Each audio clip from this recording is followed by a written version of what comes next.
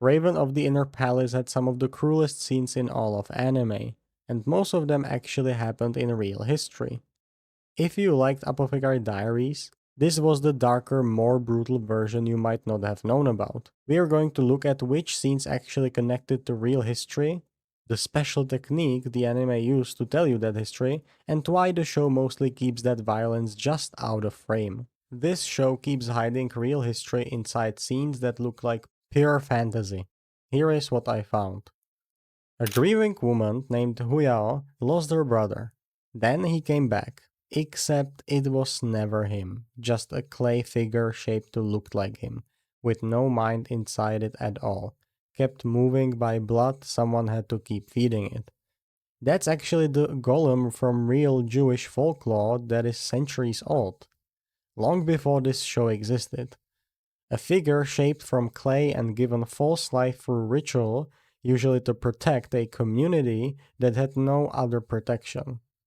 The most famous version comes from 16th century in Prague, where Jewish communities faced real, violent persecution, and the legend says a rabbi, a Jewish religious leader, built a golem specifically to defend them. But every version of the story ends the same way. The golem stops obeying, it turns on the very people it was built to protect, and its creator has to be the one who destroys it. That's the exact shape of what happens to Huyao. A creation meant to bring her comfort back becomes the thing that has to be stopped. So then, a low-born eunuch named Shoyoyong got close to the emperor purely through an exam, not birth or bribery, so he could stay near the woman he loved inside the palace. A former raven consort named Li Niang. That's the real Chinese imperial examination system. Before it existed, government positions almost always went to whoever was already born into wealth or nobility. The exam cracked that open, at least on paper. For over 1,000 years, any commoner who passed could become a government official, and some genuinely did, coming from families with zero prior power, which is exactly what let a character like Shui Yoyong exist at all. Without that system, someone like him never gets anywhere near the woman he's trying to protect. Which brings us to something quieter. One character owns a 5-stringed lute, treated on screen like a national treasure, and that's not an exaggeration. There is a real instrument built almost exactly like that, called a pipa, sitting in the Shosoin repository in Nara, Japan, over 1,000 years old. According to Japan's own imperial household agency, it's the only surviving 5-stringed instrument of its kind anywhere in the world. Instruments like it traveled the Silk Road from India and Central Asia into China, and the Tang dynasty court, the ruling imperial family of China roughly 1,300 years ago, prized them specifically because they were foreign and rare, which made owning one a way of showing off wealth and connections, the same way owning something imported and hard to get still signals status today. This one eventually made its way to Japan and never left. The reason the anime treats it as a national treasure is because that's genuinely what an object like this would have been. And then it gets darker. A woman gets her tongue cut out instead of killed, so she can't testify. Real courts use this exact method. Killing a witness draws questions and investigations, but silencing one quietly forever doesn't. Okay, last one. A night demon gets used to scare children indoors. That's Yasha. The word comes from Yaksha, a term from Sanskrit, an ancient language from India. Yaksha started as a class of nature spirits in Hindu mythology. When Buddhism spread through China and into Japan, Yaksha came with it, and over centuries they turned into something closer to man-eating demons of the night, before eventually softening again into guardian spirits in some Buddhist traditions. That's over 1,000 years of the same figure changing shape across two religions and multiple cultures. And this anime is still using it exactly the way frightened parents used it centuries ago, as a real inherited warning to get their kids to do what they want. The show never says any of this outright.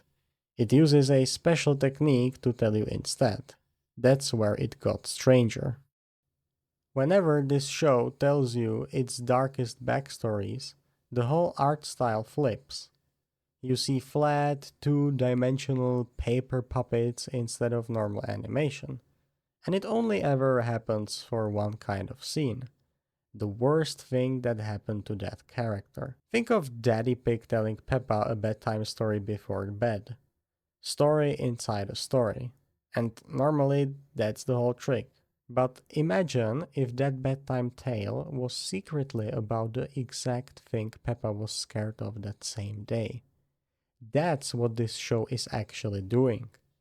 The inner story is mirroring whatever the person hearing it is going through right now. There is a real term for that. Mizan Abim, a story that reflects the bigger story it's sitting inside, not just a random tale dropped in for flavor. Picture a father telling his kid a bedtime story about someone lost trying to find their way back home. And it turns out that father is the one who's actually lost right now in his own life. The story he's telling is quietly about himself, which changes how we watch these flashbacks. You not only watch them but also decode their meaning. And there was one scene where decoding wasn't even necessary anymore, because the show just showed me directly. Isaha, a young eunuch, gets caned for telling the truth about the ghost he saw. We don't watch it happen. We meet him right after when the wounds are already there and getting patched up inside the Raven Consort's palace. Only then does he tell his story again, and this time, someone actually believes him. Later, the show breaks its own pattern. Caning actually gets shown on screen. And the second it happened, I understood why the show usually doesn't do this. I spent the whole scene staring at the caning itself. I don't remember a single word anyone said on the first watch. That's the actual answer to why this show mostly keeps its violence just out of frame. There is a horror anime called Higurashi that spends a huge chunk of one episode showing a character rip out her own fingernails, in full detail, sound effects and all. People remember that scene. It's one of the most talked about moments in the whole show, but it pulls attention away from whatever that episode's story was actually trying to say. Raven of the Inner Palace does the opposite on purpose. By keeping the worst of it off screen, it keeps you locked onto the person it happened to, not the wound. That's why the history gets to land as something real instead of just another shock scene to remember. So that's the pattern. Real history hiding inside fantasy scenes, and a show that hides its worst violence on purpose, because showing it would have cost you the history underneath it. Okay, thanks for watching, bye.